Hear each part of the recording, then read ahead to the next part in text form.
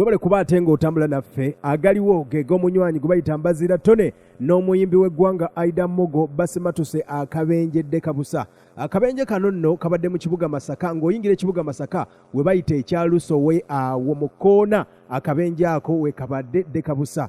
Emmotoka drone esobodde okuba ate ng'eyingiridde Mbaziira Tonny mu mmotoka egyo baddemu n'omuyimbi gwe bayita Aidah Mugo, era ng'akabenje ako Aidah Mugo atwaliddwa mu ddwaliro e Mulago. Wabula nga Mbaziira Tonny ye addusiddwa mu ddwaliro ekitovu, era we tusobodde okuba ate nga tutuukayo Mbaziira Tonny ategeeza nti alumizibwamu naye ng'embeera ejja kuba ate ng'etereera. Wabula nga Aidah Mugo alumizibwa mu magulu n'emikono nga embeera nga bwesobodde okuba ate ng'etambula, nga bw'olaba ebifaananyi naye nga tubongere okuba ate tubateeka mu ssaala, naawe atambula mu mbeera yonna tukwagaliza okuba ate ng'otambula bulungi, naye nga geego okuvaako mu kibuga Masaka omuyimbi Aidah Mugo ne munywanyi Mbaziira Tonny asobodde okuba ate nga asimatusa akabenje amakya g'olunaku olwaleero nga 13 omwezi ogw'omunaana abadde ajja mu kibuga Masaka ng'ayinamu ekivulu n'okulaba omupiira gwa buddu ne buweekula, ate ng'omuyimbi Aidah Mugo abadde ajja mu kivulu kya rediyo gye bayita Sentinale, gye bayita ekivulu kye bayita ekijjobi, era ng'omuyimbi abadde ajjidde mu New Eagles.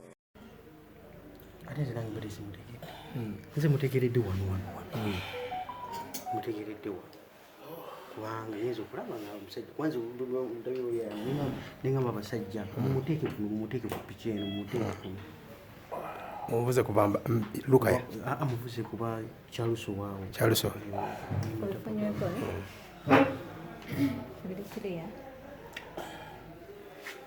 baba muzeeyi wetuli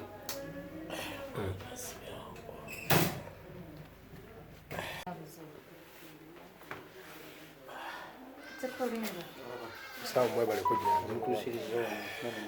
ofunye funyeko bisindike musobuja bimpe kale bimpe Tonny wange mkwanda baba kigera kuterera sawa kutangulabbe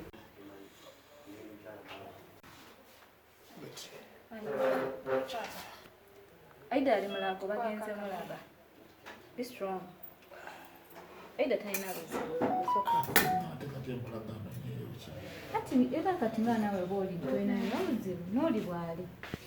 Talina buzibu kubanza simunamulaba naye nga